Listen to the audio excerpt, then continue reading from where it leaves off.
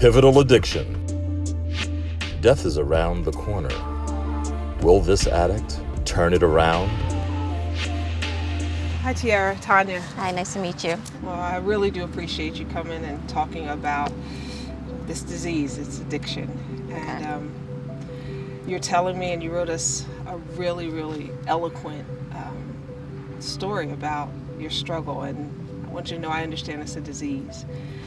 Why don't you take me back to how you got to the point of drinking the way you said you drink right now? Who is Tiara? Well, I'm from here in West Palm Beach, born and raised. I did live in Orlando for 6 years because I did go to college at University of Central Florida.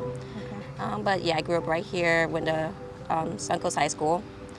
I was in the IB program. It was like the top program at the school. It's a tough program. Yeah, yes. We were in Suncoast well, then it was the number 3 school in the country. Fantastic, okay. So it was really hard to get in. You had to like apply and do all this other stuff. So I was like that straight A kid. Okay. Straight A, like always in every club. I had a job, had my own car. Like I was like the perfect like model child that every parent wanted. Absolutely, okay. Yeah, but then. You went to college? Yes, I did. Okay, so you went to Orlando, and did you finish? Were you able to finish? Yes, I graduated in 2014. Okay, and what's your degree in? Hospitality management. So were you drinking in high school? Were you drinking in college? No, I actually did not have my first drink until I was 21. So what happened? Influences, I think. Okay, what were they? What were the influences? I guess when I got to college, you meet a whole lot of different people. Sure. And so, of course, they'll offer you something. You'd be like, it can't be that bad. But what was the something? Well, drinking was the first thing. Okay. And it wasn't bad at first. What was the next thing? Drinking was the first thing. What was the next Pills. thing? What type of pills? Like, Adderall was a big thing in college. Okay. Percocet is a big thing back then. Vicodin was a big thing back then. And so you were drinking and then experimenting with the pills? With those, yeah. Okay. That was about as far as it went for me. Okay. But yeah, the drinking didn't get bad until, I don't know. I think it's when I kind of went through like this sort of like depressed phase, because I forgot to mention, my mom passed away when I was 17. Oh, I'm sorry to She hear passed that. away when I was 17, and then 5 months later, my stepdad passed away. So, and I'm an only child, so I don't have brothers and sisters, so that was my entire household right there. Right. Just gone within like 5 months. So after that, that's when like I had to kind of like go on my own and like. Well, who was raising you? Who raised you when your mom and stepdad? Well, because I was gonna turn like 18 2 months after that, I just took care of myself for 2 months. No, what does that mean? How do you take care of yourself? What does that mean? Okay. You took care of yourself. I took care of myself as in, I actually got an apartment. My dad co-signed it, my biological dad. And I worked and went to school. I only had 2 months left of school. Okay, at 17 years old, Yeah. your mom had passed, Yes. your stepdad had passed. So at 17, you're living in an apartment by yourself, raising yourself. Yeah. And you graduated high school, Yes. and you went to college. Yes, and then I moved to Orlando. You should be really proud of that. I'm surprised I held it together like for that little bit of time, especially with my mom passing, because she was like my best friend. Like we had that best friend relationship. So I'm actually surprised that I held it together for that first year after that. Okay. And my family was too. They were like, we're actually very surprised that you held it together this well. Yeah, They thought I really was gonna unravel. And when do you think you started to unravel? Probably a couple years later. In college? Yes, because I think I was like initially sad at first, but then I told myself like, okay, you know what, time will heal everything, it'll get better, whatever. But then it didn't, because then like years later, it's like I kind of felt myself thinking about it more, and then I would just get really sad. And like drinking wasn't a problem for me at first because I had never drank in my life, so it wasn't something I had to like yearn for. Like it wasn't until I started drinking that it became a problem. And then it's like, okay, I started drinking more and more and more and more because it's so like. We're still in college, right? Still in college. This is all college days. This is all college, and you're drinking and you're taking pills, and now you're starting to get depressed in college. One night I ended up drinking way too much. Like I binged, and just like throwing up and just drinking more and then binging and throwing. It was bad. And then the next day I woke up and I felt really bad. I ended up going to work, whatever, doing what I had to do. But at work, I started to feel really bad. So I'm like, okay, can I just go home early? They're like, yeah, sure, whatever. So I ended up going home, and I had this really bad like pain in my chest. Like, I mean, the most excruciating pain that you could probably ever feel. Okay. So I ended up just going to the ER because I'm like, something's wrong. They ran tests, they did everything they could, and then it came back that I had pancreatitis. Wow. Which comes from either gallstones or excessive drinking. There's only 2 causes of it. And you're how old now? At this time, I was 23.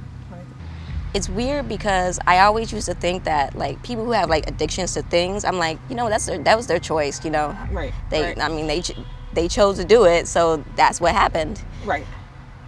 But then I come to realize it's like, yeah, people choose to do the things, but they don't choose to become addicted to it. Right. Yeah. So they don't choose the addiction part of it. Okay. So I'm like, okay, I'm starting to see that now, because it's like you don't choose to want to like live by this thing that's like you feel like it's controlling you. Right. So what happens after you can't come out of the hospital? Everything was fine for a little bit. I just stopped drinking. I was like, no. But then, I don't know. It's like an itch that like you have to scratch. And you're like, still in college when this is happening. Still right? in college when this is happening. I started drinking again just a little bit. I might be like, okay, I'll have 1 drink if I go out. And it worked for a little bit. Okay. It wasn't until I came back here. And then that's when the drinking started again. And tell me, what were some of the effects? Like, how often were you drinking? every day. Every day. Every day. Like in the morning, at night, like. Whenever I'm not working. I thought like, okay, it's perfectly fine because it's not like I'm neglecting other things in my life. Like I felt myself being like a functioning alcoholic. Okay. Like I drink a lot, but I still get up, I pay bills, I go to work, like I don't flake on people, like, you know. So I'm thinking like there's nothing wrong with that until my health started going down. And what do you mean your health started going down? 2016, I went back into the hospital again. How long have you tried to stop drinking? The longest I went, probably like a month. And you went into shakes? Mm-hmm. And so. Like I couldn't even sleep at night because like I would shake in the middle of the night, and like my then boyfriend, like then he would honestly like sit up and watch me sleep. So tell me what you're drinking, a day of drinking, what's that like for you? On a good day or a bad day? Both. Okay. Give me a good day and give me a bad day. On a good day, 2 glasses of wine, that's it. And I probably end up going to sleep. Like honestly, that's a good day. Okay. On a bad day, I'm not working. It's like a day off. Okay. So that'll start with day drinking because I'll have a friend that'll call and be like, hey, let's go day drinking because we're both off. Okay, it's 7 o'clock in the morning. Like I'm just waking up. Okay, let's go. Cause you have places that serve breakfast, serve like happy hour during breakfast. Like right. They serve breakfast happy. It's weird. So it's like, okay, you start there and drink all day, all night. 6 or 7 days a week. Mm-hmm. Okay. Do you want to stop drinking?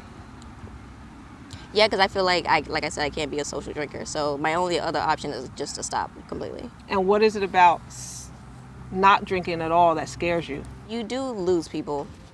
You do. Because they'll be like, okay, yeah, we're not inviting her out anymore because she's not going to drink. Okay, I mean, like, you can still invite me somewhere. Like, but So I guess they figure, like, if they want to go out, like, go to a bar, they're not going to invite me because I'm just going to be sitting there, like, staring at them, like, sipping on my Coke or sipping on my lemonade. Do you have any friends who are non-drinkers? No. I'm a bartender. All my friends are drinkers. And that's the world I live in. So all your friends drink like you drink? Yeah. So half of them drink more than I drink. Half of them, I don't know how they're still alive. So you have to find a whole new circle of friends. Yeah. And is that scary? I mean, yeah, it really is scary when these people have been friends all these years. So there's so many layers that come involved with not drinking anymore. Yeah. And even though drinking is hurting you physically. Yeah. And it's 6 days a week. So what's it look like? Honestly, it really depends on how I feel that. Are you yeah, like, shots? Are you that girl? Like, if I'm out, I'm that girl. At home, no, I'm not that girl. At home, I'm more of a wine drinker. Because it's more of like a mellow out sort of drink. have you ever blacked out? Yeah. A few times. Oh, actually, I do remember. This was, I want to say last year, but it might have been the year before. If it was the year before, it was at the very end. me and my friend, my closest friend actually, way bigger drinker than I am. She doesn't end up in hospitals though. We went to go eat somewhere, and we were just sitting there, and like me and her, like we drink a lot, but me and her are not like, oh my God, let's just do shots. We're like okay, we're going out together, let's all just sit and just drink wine after wine after wine. Right. You know, we're more mellow because we're that type of friendship. But then she invited her other friend, and she's like, oh, my other friend is coming. I'm like, okay, sure. And she's like, oh, just to let you know though, like when he comes, he might want to do sake bombs. Okay, I mean, sure, whatever, I'll do a sake bomb. Yeah, I ended up doing 3. And I'm thinking like, I'm like, okay, it's 3. Like that's like equal to like what, 3 shots? I can, whatever. Yeah, I can do 3 shots. I can do 3 shots, big no deal. problem. That's no big deal. Well, apparently I don't know what was in this sake bomb because the same. I'll tell you, sake. I can tell what's in them. Sake. The sake was in the sake bomb, Miss Bartender.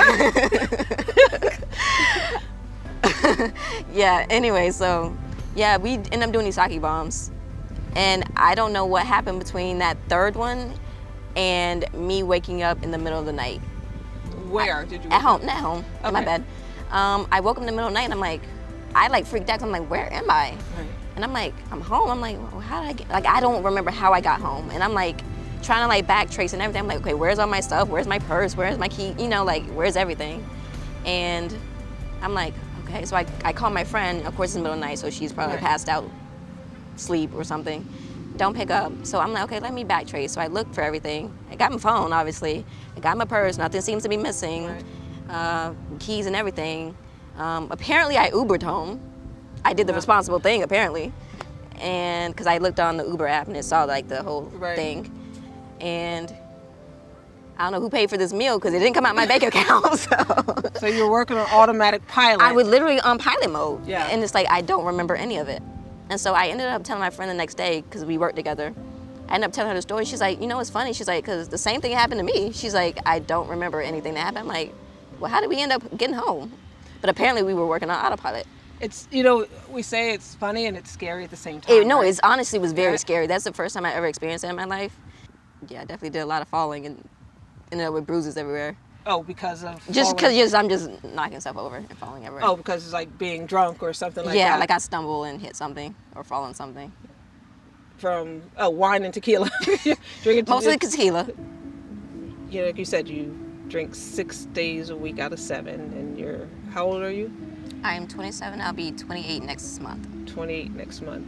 Where do you see this drinking and this lifestyle in 2 years and 3 years and 5 years directing your life? I actually hope to get out of it because I hope to get out of bartending. I feel like that would be a step in the right direction. Right. So your goal is, My goal is to just put myself in a different environment. and your goal with drinking is what? Just to stop completely. Yeah, just completely. That's a great goal to have. Yeah. And I think too, like, I mean, drinking has kind of been a thing in my life because my dad was always an alcoholic growing up. So I mean, maybe that could have been an influence. I don't know. I mean, he's still an alcoholic to this day. But I mean, it's like he's been that way all my life, so it's like I just kind of got used to it. That's just what it's gonna be. And you don't want to be that. No, I don't want to be like, I don't want to be in my 50s, like, can't move because, like, I'm just, like, drunk everywhere. Like, first of all, it's not even a good look, and it's not good for your health, so. Right.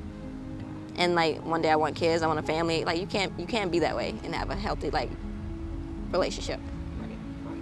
Well, my whole name is Tanya Young-Williams, Mm-hmm. and I'm the co-owner of a treatment center that's called Pivot. And Okay. it's called Pivot because we believe that people can turn their lives around.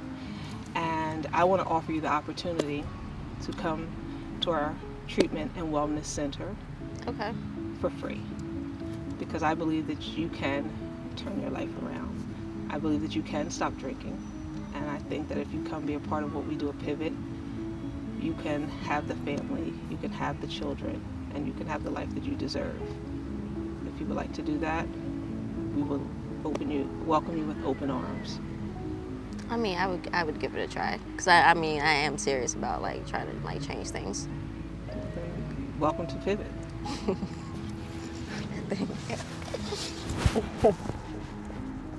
See, it's a good day, right? Yeah, today actually turned out to be a really good day now. Right? It turned out to be a good day now.